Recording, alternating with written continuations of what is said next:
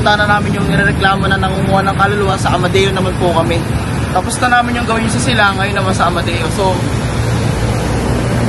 come with us. What is it? Sir, wala pa rin kaluluwa ko. So, ito na. We're going na po kami. Nasa biyahe na kami. So, pupunta na kami doon sa Amadeo. At yung nirereklamo at marami na rin sasabi sa akin na aksidente na walang katapusan doon sa Amadeo na yon. Ngayon na namin pupuntahan. Ito na, dire-diretso na. So yun, thank you sa lahat. Let's see you there.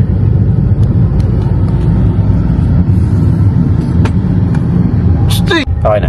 So, guys, may nasa likod. Hihira mo sa likod rin. Ayan. May nasa likod na nakaupo. So, sumunod to, ligaw na kaluluwa. Hindi kasi ako pwedeng magbukas ng third eye ng 100% kasi may pupuntahan pa kaming lamay ngayon. Ayan. Ito, unplanned and very ligaw na kaluluwa sa likod. So, papalisin ko. Kaya ganda, sa likod siya nakaupo. Okay, so ito na.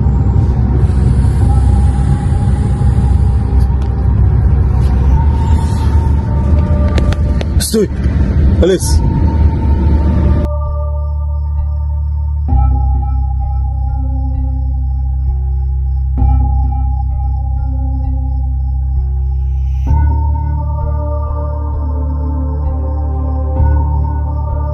Alis!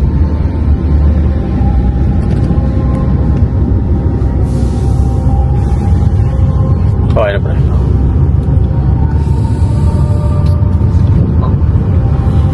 Sige, Alis na, alis!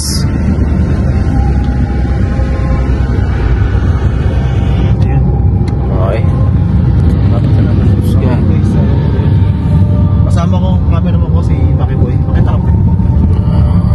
Hey, what's up? Ayan, siya yung cameraman ko ngayon. So, ayan, nasa likod yung ano kanina. Yep. Dapat pala ginanto ko na lang kanina. I-explain ko sa kanila. Yes, sir. Hindi na natin Okay. Ganun lang yung ginagawa ko minsan. Kasi pag sinaway ko siya ng ginanong ko siya bilang Jessica Flores Scrap ay nakakaawa. Mapapalay siya ng papalay. Eh yun na may ligaw na kaluluwa na naghanap lang siya ng pwede niya masakya pag hindi siya pwedeng dalhin doon sa pupuntahan namin. Kaya pupuntahan namin ngayon Lamay. Ito, dito tayo sa ano? Saan tayo pare? Sa ano na? Tagaytay.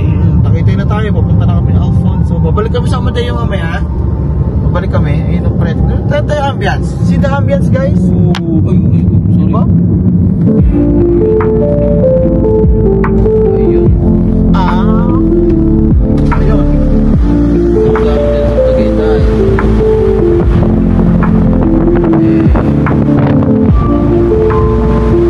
Go. Let's go. Pagpapalik ulit kami mamaya. Pagpapalik na kami. Punta ka lang kami sa okay guys, thank you.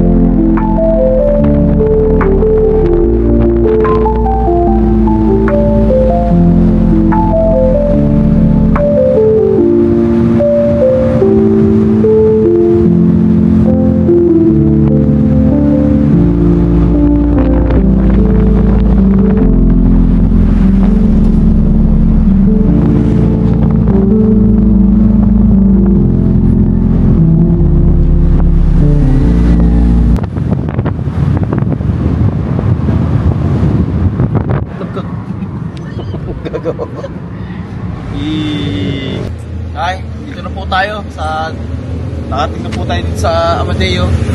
Dito natin gagawin yung ritual dito sa lugar na to. Ayan o, shout out.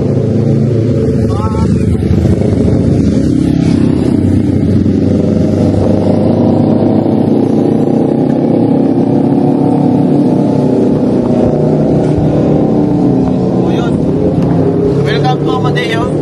Dito po yung lugar kung saan marami na aksidente. Dito sa lugar na to.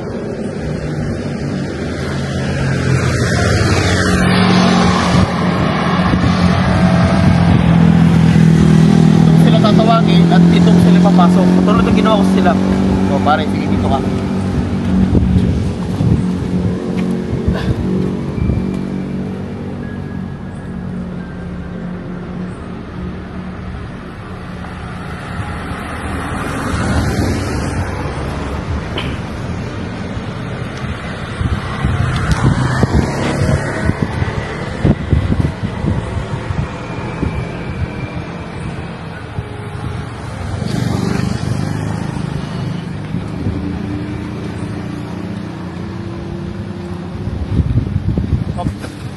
lakas ng hangin.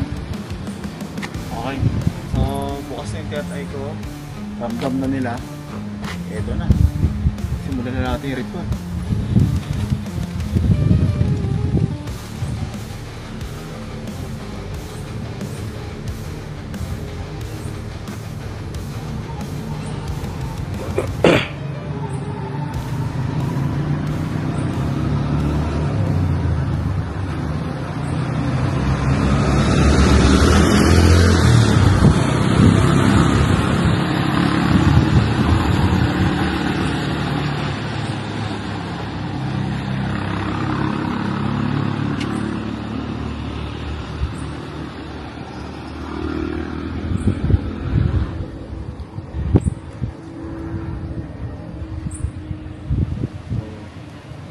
Maiintindihan mo din natin na hindi lang yung mga espiritu yung dapat sisihin natin, kundi mag-ingat din sa mga nagtatrap dito lalo pag gabi.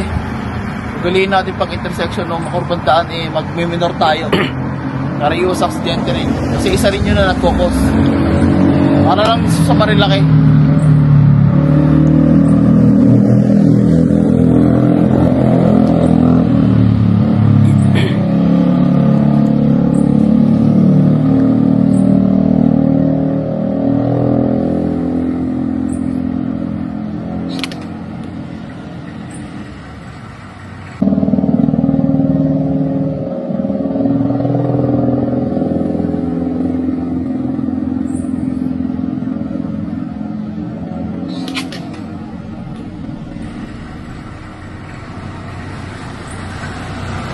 Okay na. Maniwala ko kayo sa hindi. Yung nangunguha na kaluluwa nandito na. Bali, medyo marami yung sila. Na-sense ko, alim na kaluluwa ang nandito sa tulay na to.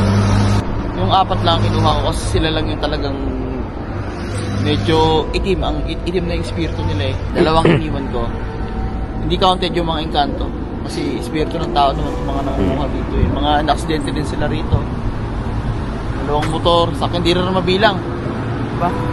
Yan, tulad yan. Truck, ang laki.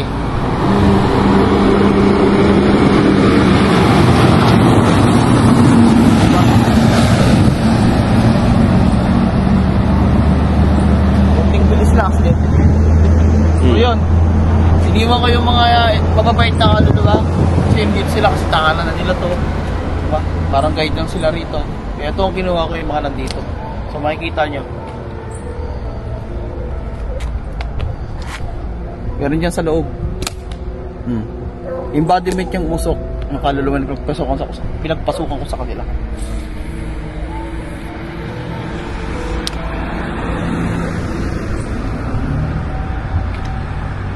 Okay, go. Let's go, man. Tapos na yung blessing.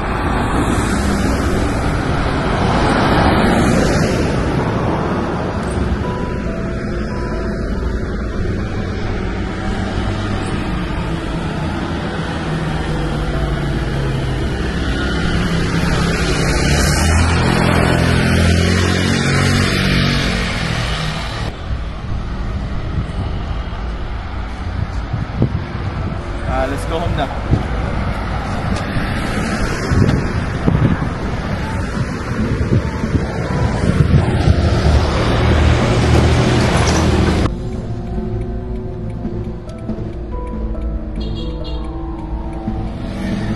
Para mas mag-explain sa inyo.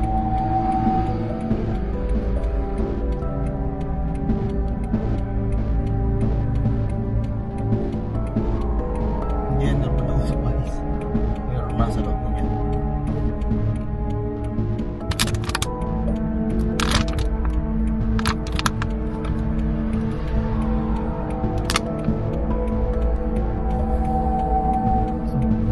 Dami siya nilabas. Blurry pa rin siya. Kasi kaya nilalagyan ko siya ng usok. Kasi bukod sa incense ko to, ito yung magiging embodiment ng kada spirito na kinukuha. So we will keep them fresh. At pumayag naman silang maisama na. So ito, isa to sa mga ilalagay natin sa altar natin. So let's go home. Dito na muna. Sa tabi. And okay. Siyempre of course. fasten our Seatbelt. seatbelts. And we're going home. I-update namin kayo kung dito sa bahay. Para may lagay lang sa altar saan siya bagong maninirahan. Ayun, kita nyo yun, no? Ang bilis ng truck na yun. So, syempre, ang paggabi, ay oras ng truck yan eh. Diba? So, tayo mag-adjust sa kanila. Pero, ano lang din sa mga truck,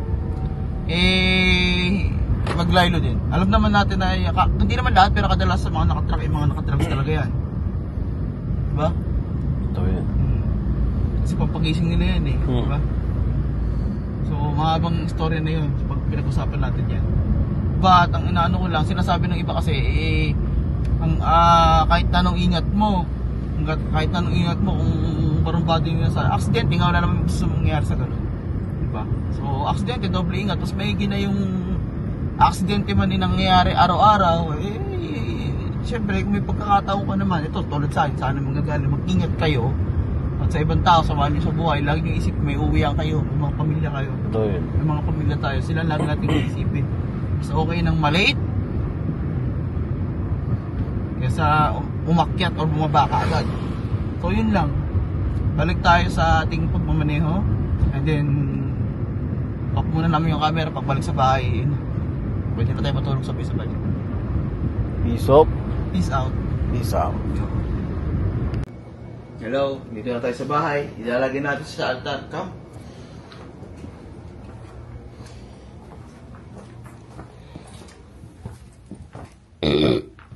Ito ang altar sa akong ritual. At ito yung sa Amadeo. Ang kaluluwa sa Amadeo, nangunguha ng kaluluwa. Ilalagay ko yung sa rito. Sa tabi, no? Ito yung sa ano? Sa silang. Ito yung kaluluwa na sa silang. Ito naman yung sa Amadeo. Katabi na siya. Yan.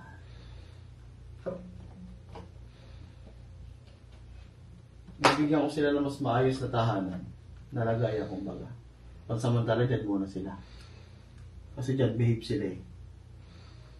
So yun. Ito yung vlog natin ngayon. Ito yung naisip kong paraan para magbigay ng konting vlog sa inyo. So salamat sa pagsama at panonood dito. Thank you. Mag-comment kayo sa comment section sa mga ibang lugar. Yung mga ibang lugar na may aksidente lagi, yung mga may proof at evidence kayo na nangunguha talaga ng kaluluwa. Pupuntahan ko yan. Basta dito muna tayo sa area ng Cavite. Sa mga malalayo, next time yan. Dito muna tayo. Isa-isayin natin. Thank you sa paniniwala ninyo. Joseph Paul's Witchcraft. Peace out.